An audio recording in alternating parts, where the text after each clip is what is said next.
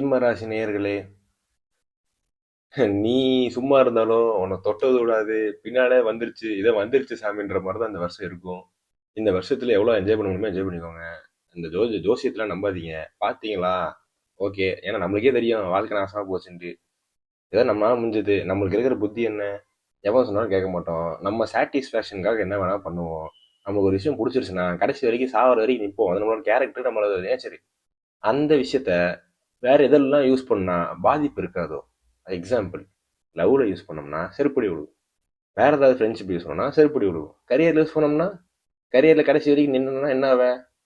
நல்லதோ கெட்டதோ கட்சிக்கு ஏதோ ஒரு வேலையில் போக்குவரவே, ஏதோ ஒன்று 4 காசு சம்பாதிப்பேன், ஓரளவுக்கு நல்லா காசு கையில் வரும், ஏதோ ஒன்று பண்ணுவேன், கட்சிக்கு ஜாலியாக சுற்றிட்டு இருப்பேன். அது பண்ணலாம்.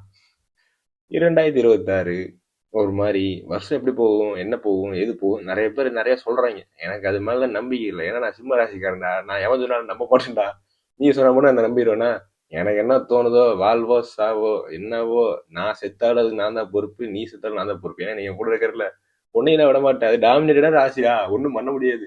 நம்ம தலையெழுத்துல நம்ம கையில இல்ல, நம்ம வாயில தான் இருக்குது. நமக்கு சனியே நம்ம வாய் தான், ஒன்றும் பண்ண முடியாது.